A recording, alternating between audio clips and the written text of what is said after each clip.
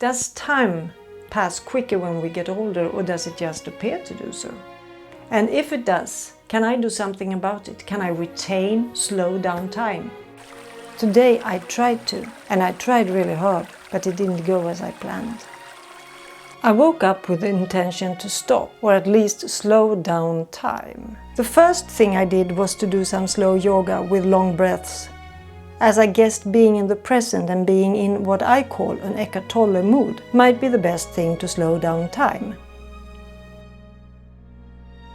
The yoga really felt slow and long.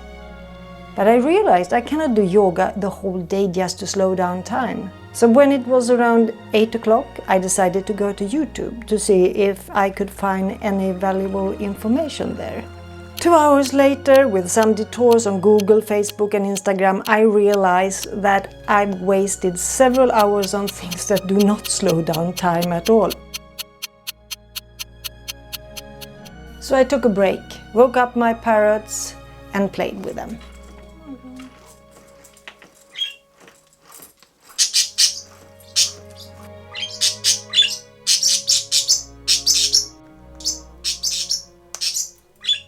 Then I tried to read about the topic. I figured that the concept of time must have fascinated human beings since our arrival on the planet some 6 million years ago. At least the construction of devices to measure time must have revolutionized our way of perceiving time. I ended up reading on Wikipedia about Einstein's views on time and space, and wasted some more time on his ideas and thoughts on space and time that were way too advanced for my small brain. But there must be more to this than that. After wasting some more hours on my iPhone, hours that I will never get back, I found that several scientists have tried to explain why we have this experience that time speeds up with age.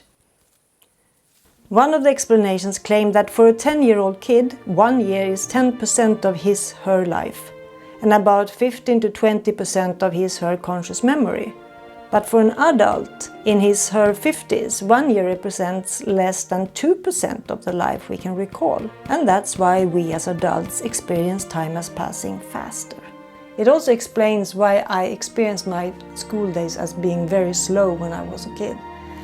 I had a technique where I looked out of the window, looked at the teacher and then out of the window, mostly out of the window, and I tried to see everything that happened outside. It could be a bird flying or a cloud disappearing or something. And when I thought that 5 minutes had passed, I allowed myself to take a glance at the clock on the wall.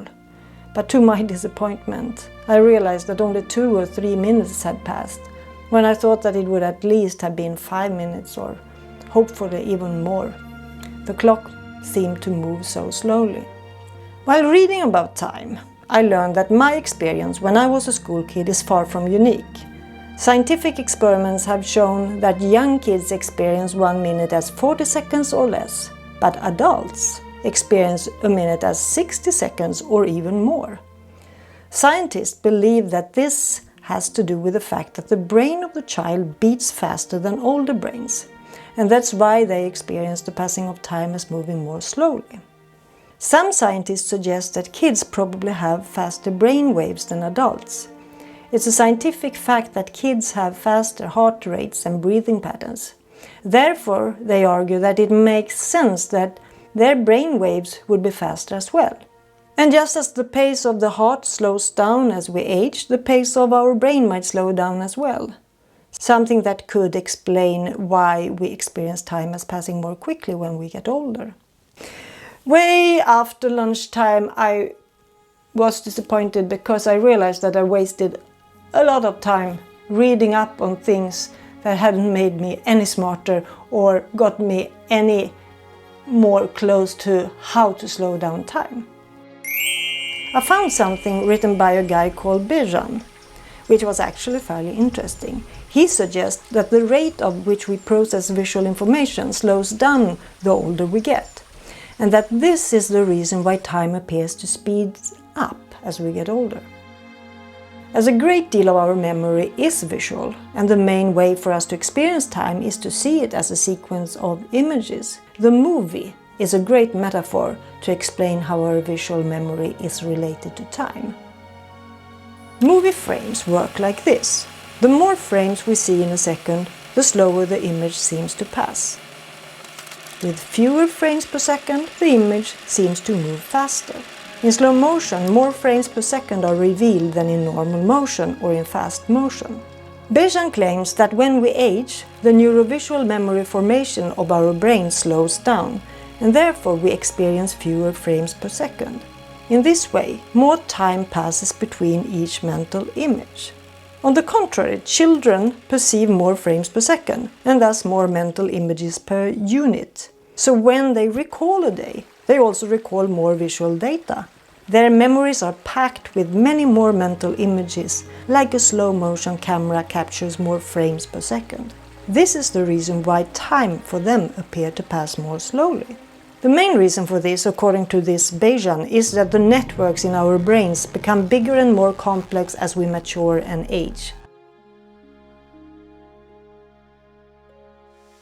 So the signals must travel a greater distance and through more pathways, which eventually slows down the flow of signals. And what I have learned is that I am far from alone in my experience that time speeds up. It's still a mystery, and I hate it. The reason I want time to slow down is not because I'm afraid of death or because I'm scared of getting older. No, I just don't want to waste my precious time here on Earth. I do want to feel as I did when I was young and time moved really slow. The only thing that up to now have had a slowing effect on the passing of time was my time on the yoga mat. So apparently awareness, being in the present, could be a clue. I spent several hours in the afternoon being in the present, going on with my chores in a very slow mood. But doing this mindfully is quite boring, and after a while I ended up speaking with a friend on the phone, and then I started to edit a movie I'd just recorded. It was around 7 o'clock in the evening when I started to edit. But when I paid attention to time again, it was already 10 o'clock and time for my birds to go to bed. Being in the flow is apparently not a good way to slow down time. I realized that before, and when I remember it, I used to set a timer so I'm changing what I'm doing after 30 minutes and then do something completely different for 30 minutes before I allow myself to go back to editing and set the timer again. I love being in the flow when it comes to creative things like editing, writing or painting. But although flow is nice, there are two sides to this. You might think that you will just do some small thing, putting some more color on the face you are painting or just editing that short track you've just downloaded. But many hours later you realize the time is 2 o'clock in the morning. So I really fucked up this evening again, and I don't have a clue on how to slow down time. I went to bed. I was really tired because I normally go to bed late, but I was a bit disappointed with myself that even this day, when I actually was going to figure out how to slow things down, that day went away so fast and I couldn't do anything about it. While in bed, I started thinking about the day. Where did I go wrong? Should I have avoided my iPhone altogether? And even though mindful activities tend to bore me, I should stick to them and avoid flow activities, or at least remember to set the timer. While in bed, I went through my day, all the details that morning, the yoga I did. I even remember that I thought about Paul McCartney while doing yoga.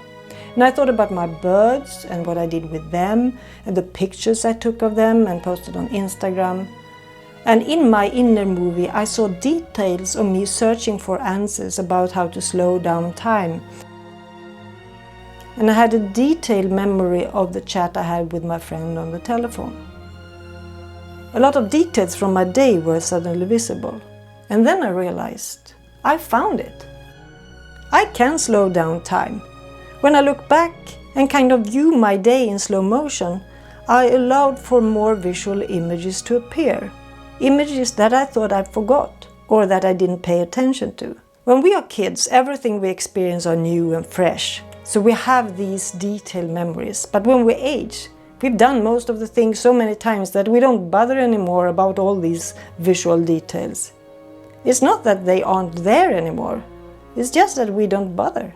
But when I went through my day in slow motion, many of the details came back, and I realized how packed with information, ideas and experiences one day is. It's just that I'm not paying attention afterwards. When looking back, I realized that it had been a really long day.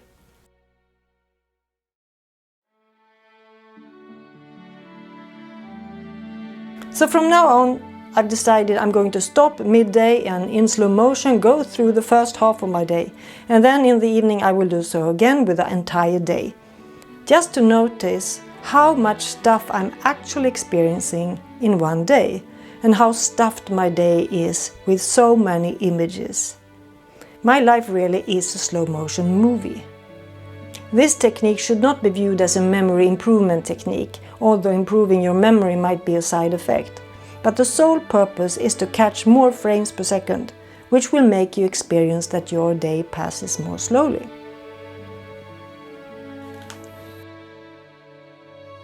I really think I'm onto something big that will slow down my perception of